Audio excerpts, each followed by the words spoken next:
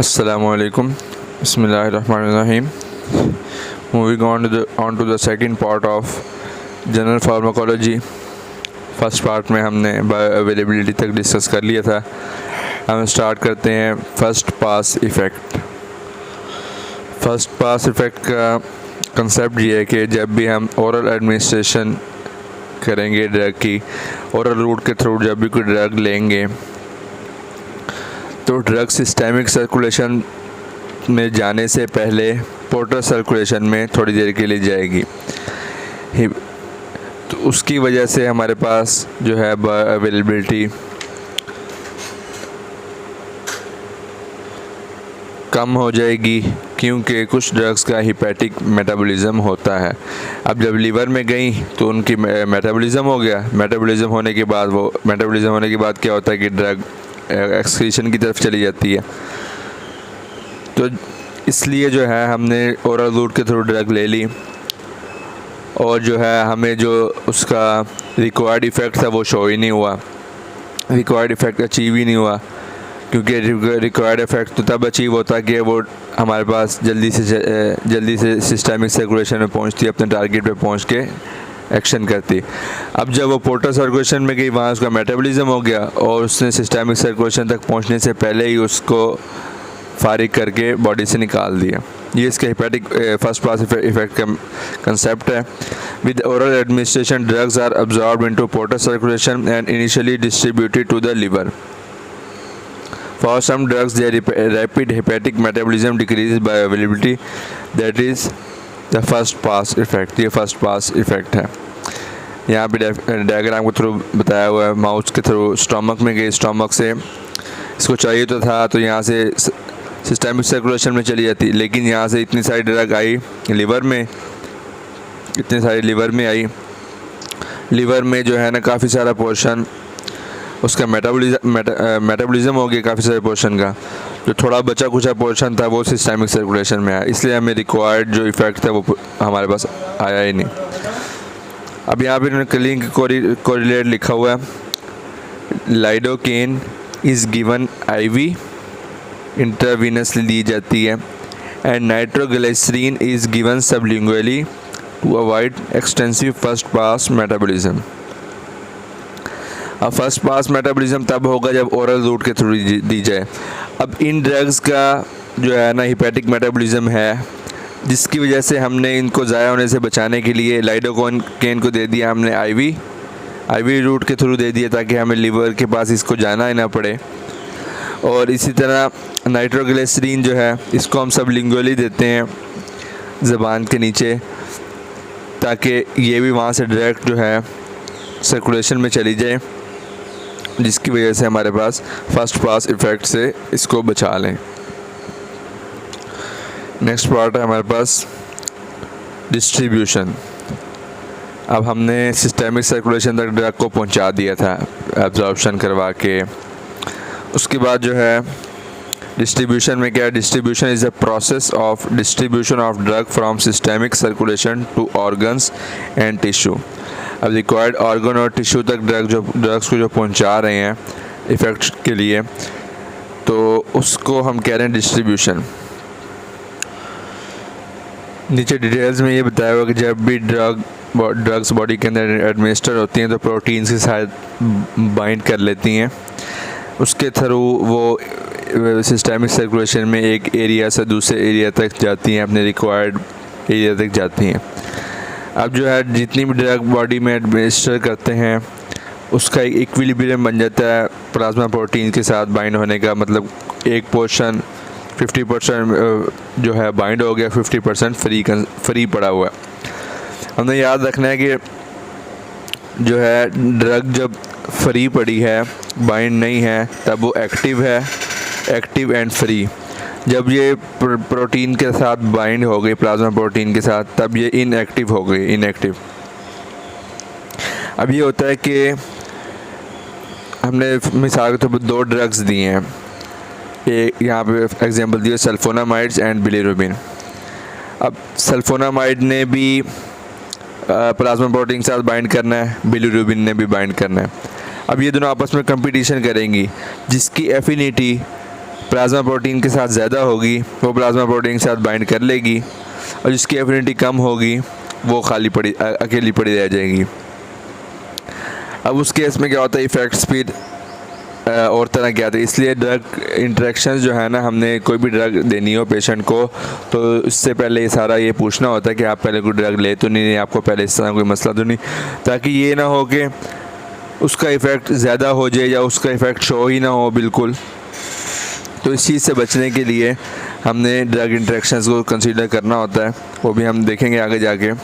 Competition between drugs for plasma protein binding sites में increase free fraction. अब मिसाल के तौर पे सल्फोनामाइड्स की ज़्यादा एफिनिटी है, मैं एग्जांपल दे रहा हूँ, सल्फोनामाइड्स की प्लाज्मा प्रोटीन के साथ ज़्यादा एफिनिटी है और बिलिरुबिन ने भी बाइंड करना होता है। जब सल्फोनामाइड आई, इसने एल्ब्यूमिन के साथ बाइंड कर लिया और बिलिरुबिन कंसनट्रेशन, फ्री कंसनट्रेशन ज़्यादा हो गई, फ्री कंसनट्रेशन ज़्यादा हुई तो इसके जो आगे इफ़ेक्ट्स हैं वो इसके ज़्यादा हो जाएंगे, possibly enhancing the effects of drug displaced. उम्मीद है ये आपको समझ आ गई होगी, आसान लफ्ज़ों में बता दिए मैंने। उसके बाद आ जाए special barriers to distribution. Drugs ने स्पेशल कुछ बैरियर्स हैं सब, जैसे placenta most small molecular weight drugs cross placental barriers although fetal blood vessels are usually lower than maternal. अब हमें पता है कि एक फीटस है प्रेग्नेंट वुमेन के अंदर, तो उसकी जो उसको फीटस को जो मेनली चीज़ पहुंच रही है, न्यूट्रिशन वगैरह ड्रग्स वगैरह जैसे भी पहुंच रही है, वो प्लेसेंटा के थ्रू पहुंच रही है। अल्लाह पाक ने ऐसे किया कि उसकी प्लेसेंटा की जो वेसल्स हैं उनको ऐसा बनाया कि हर ड्रग जो है ना वहाँ पास नहीं कर जाती। कुछ ड्रग्स हैं जिनका स्मॉल मॉलिक्यूलर वेट है तो वो सिर्फ पास करेंगी, बाकी हर ड्रग वहाँ से प्लेसेंटा के थ्रू फीटस के अंदर नहीं जाएगी। इसलिए जो है प्रेग्नेंट वुमेन्स को मेडिसिन देने से पहले ये पूछा जाता है कि आप प्रेग्नेंट हैं, तो उसके हिसाब से उसको भी ड्रग्स दी जाती हैं ताकि जिसकी वजह से फीटस को कोई इफ़ेक्ट ना हो ज़्यादा। एग्जांपल दियो propylthiouracil versus methimazole in pregnancy. ठीक है, उसके बाद आ जाए blood brain barrier permeable only to lipid soluble drugs. सिर्फ जो लिपिड सॉल्युबल ड्रग्स होंगी वो ब्लड ब्रेन बैरियर को क्रॉस कर सकेंगी, ब्रेन में जा सकेंगी, और those which are transported by facilitated diffusion और active transport, example levodopa versus dopamine.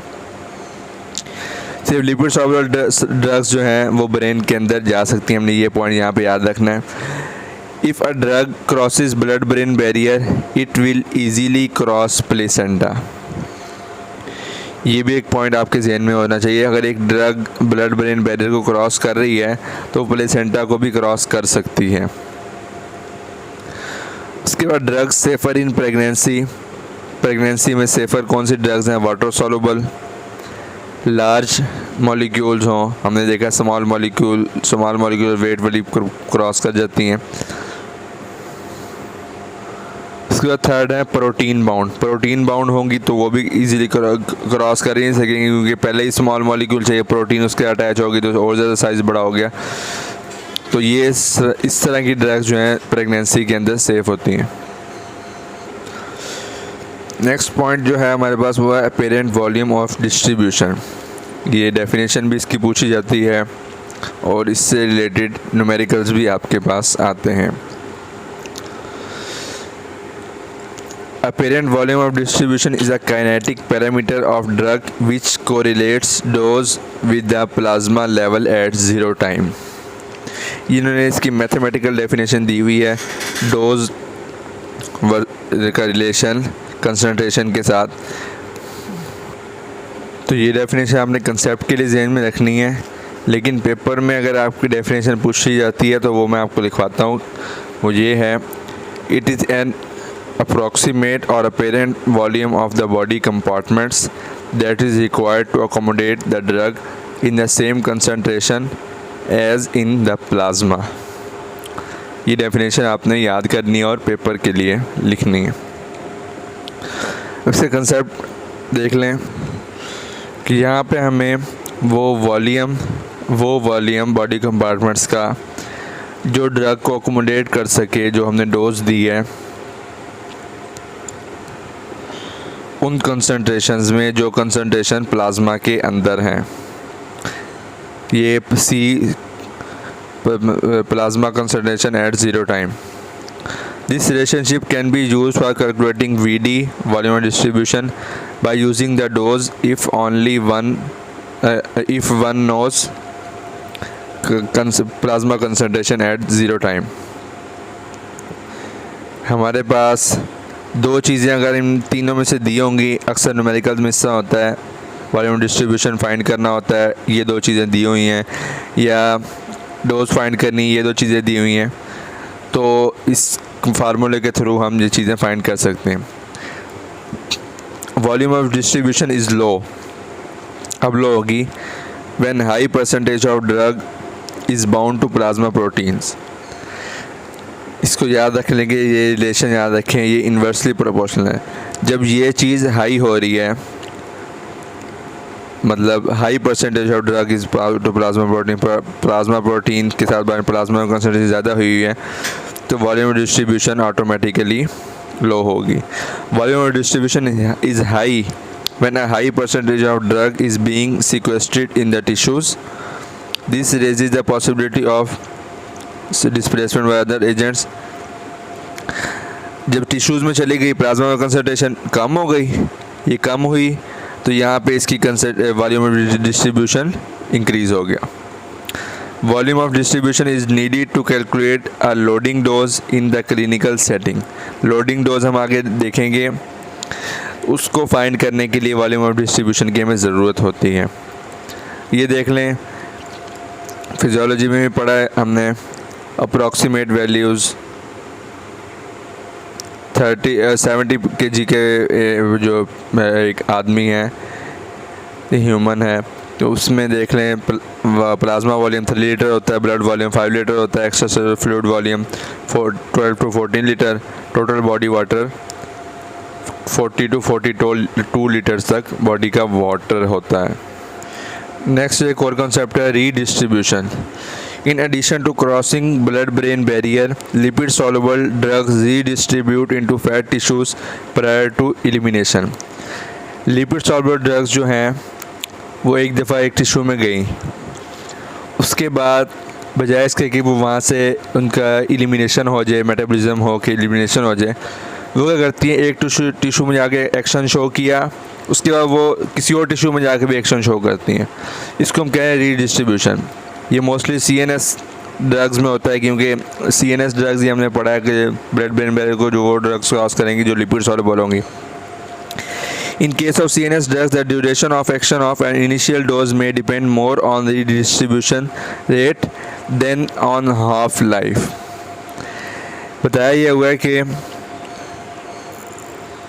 जो हमने इनिशियल डोज दी है, इनिशियल डोज का जो हमारे पास ड्यूरेशन ऑफ एक्शन है वो हाफ लाइफ पे इतना ज़्यादा डिपेंड नहीं करता। क्योंकि हाफ लाइफ में तो ये है कि थोड़ी देर हाफ लाइफ के बाद वो आधी कंसंट्रेशन इसकी कम हो जाएगी, जबकि इन ड्रग्स में ये हो रहा है कि थोड़ी देर बाद क्या होगा, एक टिश्यू से दूसरे एक टिश्यू में एक्शन शो कर रही है, वहाँ से रिमूव होने की बजाय वो दूसरे टिश्यू में चली गई, तो वहाँ जाके फिर एक्शन शो किया। With a second dose the blood fat ratio is less, therefore the rate of redistribution is less with the second dose, and the second dose has longer duration of action. अब यहाँ पे आपको इस तरह आपसे समझाता हूँ। ड्रग आई blood में, ब्लड से चली गई ये CNS में गई, फ़ौरन चली गई। CNS से जो इतनी सारी ड्रग गई है यहाँ से और दूसरा यहाँ पे CNS में गई एक तरफ और दूसरी तरफ चलेगी फैट में। अब CNS में जो गई थी हमारे पास ये एरो इतना लंबा शो हो रहा है, इतनी से यहाँ पे ये शो करवा रहे हैं कि इतनी ज़्यादा ड्रग गई है, लेकिन जो हाँ वो वापस जो ब्लड में आई है वो सिर्फ थोड़ी सी है। अब जो आधी जो ड्रग थी वो इसके CNS के अंदर ट्रैप हो गई है, और इसी तरह जो है फैट में गई, फैट में इतनी सारी ड्रग गई और थोड़ी वापस आई। अब ये क्या हुआ कि यहाँ पे इतनी सारी ड्रग पड़ी है, अब जब दोबारा हम डोज देंगे, दोबारा जब डोज देंगे तो उसको अपना एक्शन शो करने के लिए आसानी होगी। क्यों? क्योंकि पहले ही ड्रग वहाँ पे पड़ी है, तो ये थोड़ी सी ड्रग भी दोबारा जब देंगे तो वो अपनी मिनिमम इफ़ेक्टिव कंसंट्रेशन तक पहुँचेगी, रिक्वायर्ड कंसंट्रेशन तक पहुँचेगी और जो है अपना इफ़ेक्ट शो करना शुरू कर देगी। इसलिए जो है CNS की ड्रग्स ख़ास तौर पे उसका ये हमने देखना होता है कि हम उसकी डोज़ मेंटेन करनी बहुत ज़रूरी होती है। वरना ये होता है कि एक दफ़ा हमने ड्रग दी, सारी तो वापस निकली नहीं, यहाँ से सारी वापस आई नहीं, उसके बाद हमने दोबारा ही उतनी डोज दे दी, दोबारा उतनी देते कि तो ड्रग की डोज अंदर एक्यूमुलेशन होनी शुरू हो गई, उसकी वजह से ज़्यादा इफेक्ट शो होने शुरू हो गए। तो ये इसका कंसेप्ट है रीडिस्ट्रीब्यूशन का। नेक्स्ट आ जाए बायो ट्रांसफॉर्मेशन। बायो ट्रांसफॉर्मेशन नाम से जाहिर हो रहा है बायो ट्रांसफॉर्मेशन, ट्रांसफॉर्म एक चीज़ से एक फॉर्म से दूसरी फॉर्म में ट्रांसफ़र हो रही है। अब इसका जो है ना 4 पॉइंट्स ध्यान में रखने हैं आपने। ड्रग हमने दी, उसकी बायो ट्रांसफॉर्मेशन के बाद जो है ना, हाँ यहाँ पे पहले डेफिनेशन देख लें। The general principle biotransformation is the metabolic conversion of drug molecules to more water soluble metabolites that are more readily excreted. Water soluble metabolites में कन्वर्ट हो गई या किसी और फॉर्म में देखते हैं। ड्रग हमने दी है, ड्रग उसकी ट्रांसफॉर्मेशन के बाद हमने एक्टिव ड्रग दी और इनएक्टिव मेटाबोलाइट्स में कन्वर्ट होंगी। ये भी एक ट्रांसफॉर्मेशन का स्टेप है, मतलब एक एग्जांपल है। एक ड्रग दी हमने, इनएक्टिव फॉर्म में है, उसकी ट्रांसफॉर्मेशन हुई, एक्टिव फॉर्म में आ गई। एक ड्रग दी हमने प्रोड्रग दी, वो एक्शन नहीं कर सकती, उसकी ट्रांसफॉर्मेशन हुई, एक मैकेनिज़्म चला जिसकी वजह से वो एक्टिव ड्रग में आ गई। जैसे पेप्सिनोजन है, पेप्सिनोजन इनएक्टिव फॉर्म में है, वो प्रोड्रग उसका हम कह देते हैं। उसके बाद प्रो एंजाइम है, उसके बाद वो एक्टिव होता है, पेप्सिन में बन जाता है, पेप्सिन में कन्वर्ट हो जाता है, वो एक्टिव कंपाउंड। उसमें कुछ कंपाउंड्स हैं जिनकी बायो ट्रांसफॉर्मेशन होती है तो वो टॉक्सिक मेटाबोलाइट्स में कन्वर्ट हो जाते हैं। For example acetaminophen.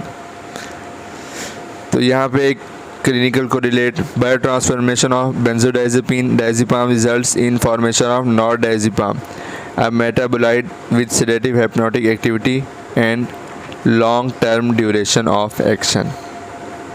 ये हम CNS में इसको फर्दर डिटेल के साथ डिस्कस करेंगे। नेक्स्ट चलते हैं।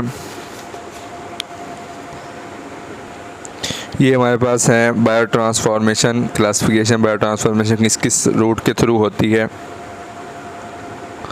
और उसमें क्या क्या मैकेनिज़म्स होते हैं। There are 2 broad types of biotransformation, phase 1 and phase 2। Phase 1 and phase 2 reaction आप सेकेंड ईयर की बायोकेमिस्ट्री में पढ़ के आए हैं, तो वही चीज़ है, उसको ज़्यादा डिटेल है। फेज़ 1 में क्या है?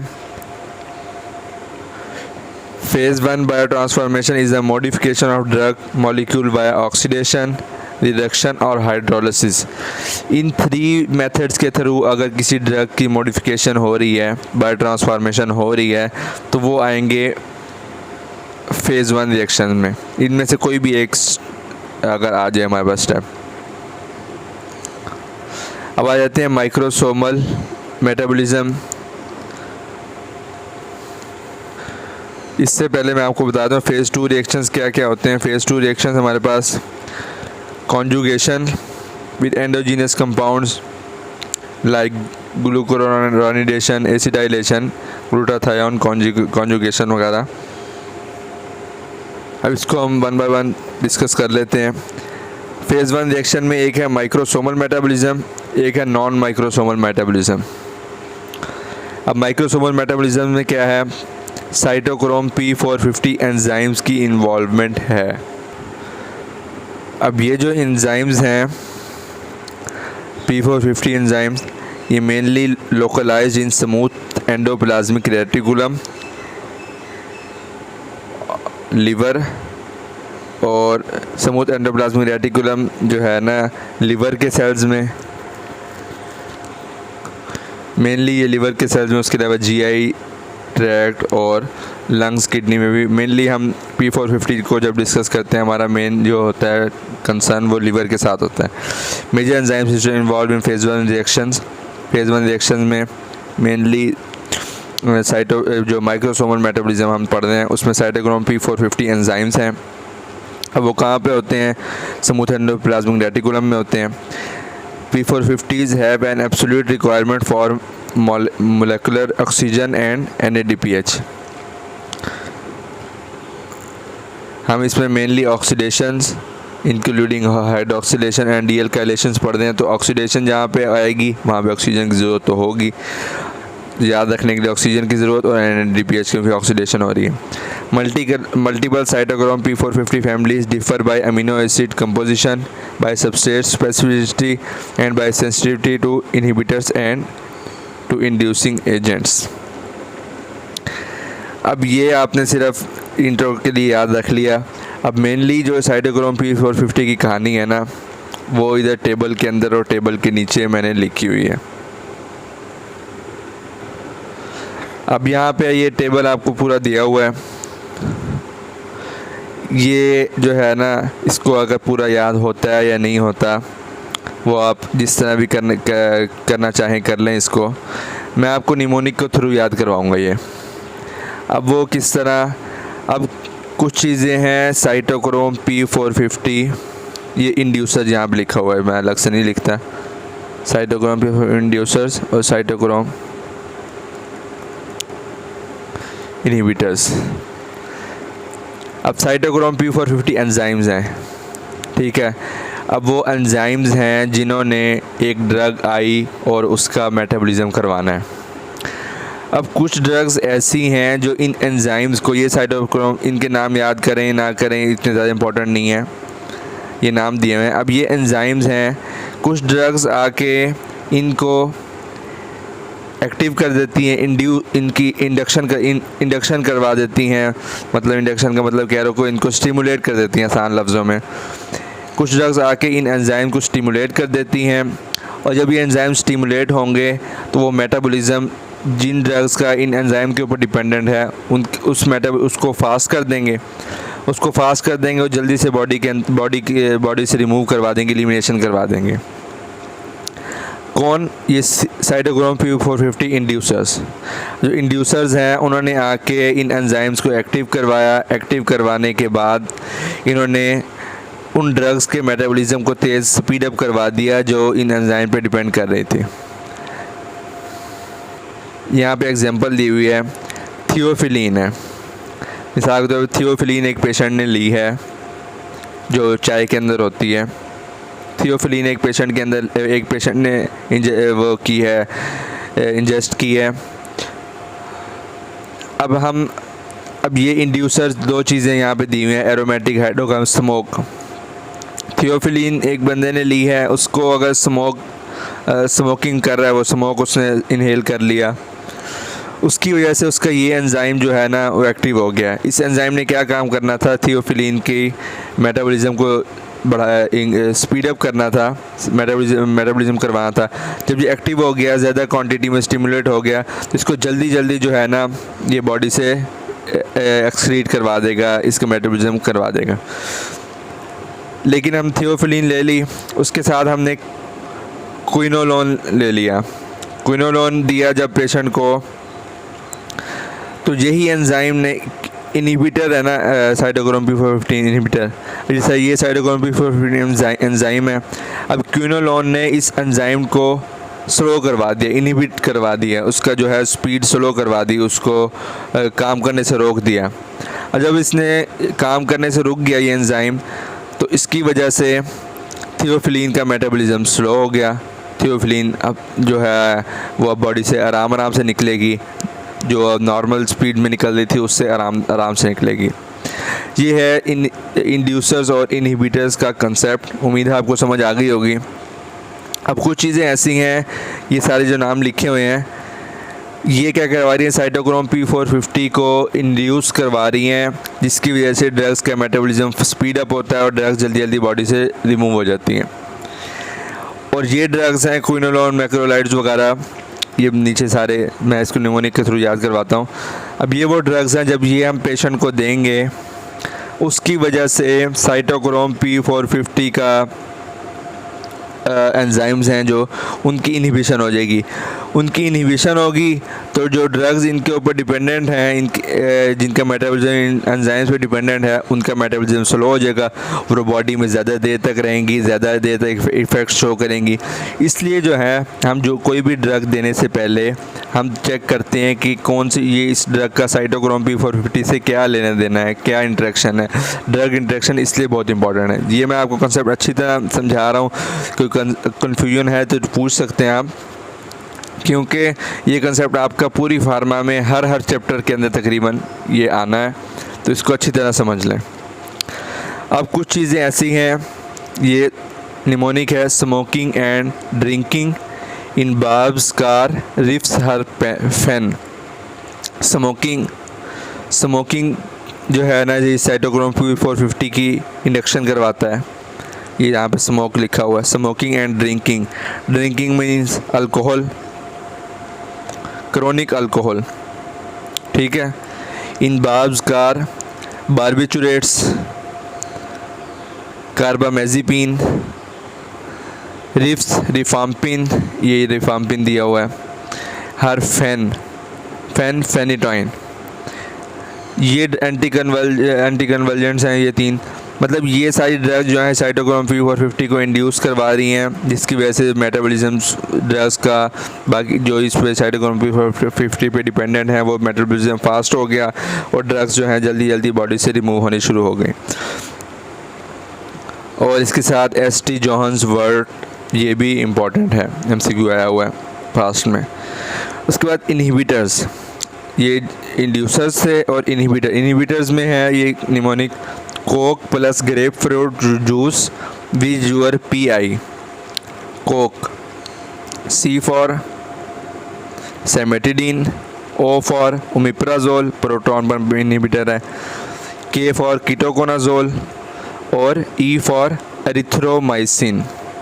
एरिथ्रोमाइसिन। ये क्या है, मैक्रोलाइड है। यहाँ पे मैक्रोलाइड लिखा हुआ ना, उसमें से हमने एरिथ्रोमाइसिन यहाँ पे लिखा है। प्लस ग्रेप फ्रूट जूस, ये भी इनहिबिटर है।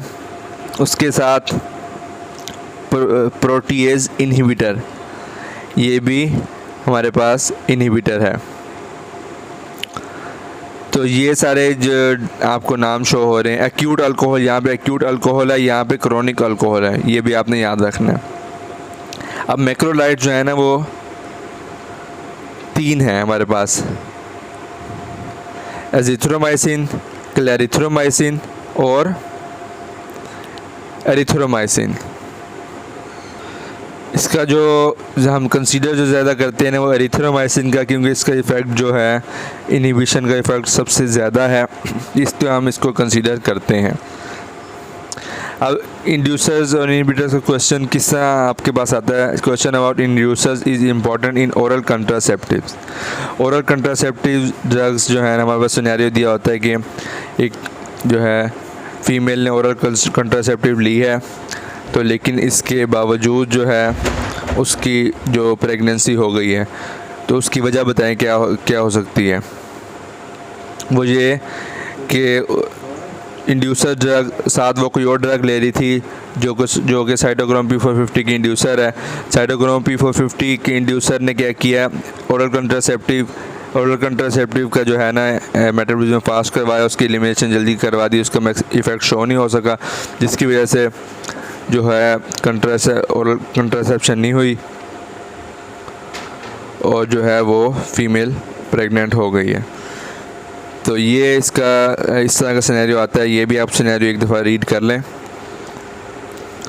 नेक्स्ट आ जाए हम, ये हमने पीछे माइक्रोसोमल मेटाबॉलिज्म पढ़ा है, नेक्स्ट आ गया नॉन माइक्रोसोमल मेटाबॉलिज्म।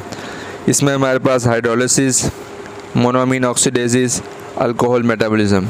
हाइड्रोलिसिस का तो आपको पता है, water addition of water molecule with subsequent bond breakage include esterases, amidases. Genetic polymorphism exists with pseudocholinesterase. Example include local anesthetics and succinylcholine. Next, monoamine oxidase, metabolism of endogenous amine neurotransmitters, ये metabolism of exogenous compound tyramine. इसके बाद आ जाए alcohol metabolism. Alcohol are metabolized to aldehydes and then to acids by डिहाइड्रोजिनेजेस।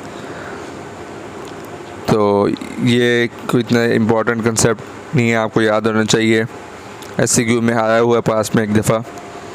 मतलब ये हो hydrolysis के through कौन कौन सी चीज़ें मेटाबोलाइज हो रही हैं, मोनोमिन ऑक्सीडेजेस के थ्रू कौन कौन सी चीज़ें। और ये जो है नॉन माइक्रोसोमल मेटाबॉलिज्म साइटोप्लाज्म और माइटोकॉन्ड्रिया में होता है। माइक्रोसोमल मेटाबॉलिज्म हमने देखा था, वो कहाँ होता है, स्मूथ एंडोप्लाज्म की रेटिकुलम में। तो ये भी आप पॉइंट साथ लिख लें। फेज़ 2 रिएक्शन जो है, phase 2 biotransformation is the conjugation with endogenous compounds by activity of transferases. It may follow phase 1 और अकर डायरेक्टली। ये पॉइंट ज़हन में रखें, बाज़ का स्टूडेंट्स को कन्फ्यूजन होती है कि फ़ेज़ 1 रिएक्शन होगा ही तो फ़ेज़ 2 रिएक्शन होगा, तो ऐसा नहीं है। कुछ कंडीशन में फ़ेज़ 1 रिएक्शन होने के बाद फ़ेज़ 2 होता है और कुछ कंडीशन में डायरेक्टली भी फ़ेज़ 2 रिएक्शन हो जाता है। अब कॉन्जुगेशन में क्या क्या टाइप्स हैं, ग्लूकुरोनाइडेशन, ये आप सेकेंड ईयर में पढ़ चुके हैं, तो इसको जल्दी जल्दी हम गो ऑन करते हैं। Inducible may undergo enterohepatic cycling, drug glucuronide, intestinal bacterial glucuronidases, free drug, reduced activity in neonates, chloramphenicol and Gray baby syndrome. Morphine is activated to morphine 6 glucuronide. Acetylation में क्या है, एसिटाइल ग्रुप ऐड कर रहे हैं। Genotypic variations, drug induced SLE systemic lupus erythematosus by slow acetylators with hydralazine, more than procainamide, more than isoniazid. Glutathione conjugation, इसमें जो है depletion of glutathione in liver associated with acetaminophen hepatotoxicity. अब ग्लूकोरोनोसाइल transferase, chloramphenicol toxicity की वजह से grey baby syndrome होता है इन neonates. ये पॉइंट्स याद रखें, chloramphenicol toxicity. Deficiency in UGT1A1, Gilbert और Crigler Najjar syndrome. Bilirubin is cleared by glucuronidation के थ्रू बिलिरुबिन जो है वो बॉडी से क्लियर होती है। अब बिलिरुबिन क्लियर ग्लूकुरोनाइडेशन की वजह से, अब उसकी ग्लूकुरोनाइडेशन जो है ना, उसकी एक्टिविटी स्लो है, रिड्यूस एक्टिविटी न्यूरोनेट्स में, रिड्यूस एक्टिविटी है न्यूरोनेट्स में जिसकी वजह से बिलिरुबिन बॉडी से क्लियर नहीं हो सकती, जिसकी वजह से अगर हम क्लोराम्फेनिकोल देते हैं तो बेबी में जो है ग्रे बेबी सिंड्रोम हो जाता है न्यूनेट में। ये इसका जो है रीज़न है। Phenobarbital is used for Crigler Najjar type 2 because it is P450 inducer. ये पॉइंट ज़हन में रख लें, इसको आगे हम डिटेल में डिस्कस करेंगे। ये नीचे एक MCQ है, तो कोई ज़्यादा मुश्किल नहीं है, देख लें इसको। हम नेक्स्ट पार्ट में इसको कंटिन्यू करते हैं। अगर क्वेश्चन है मुझे कमेंट सेक्शन में पूछ सकते हैं। थैंक्स।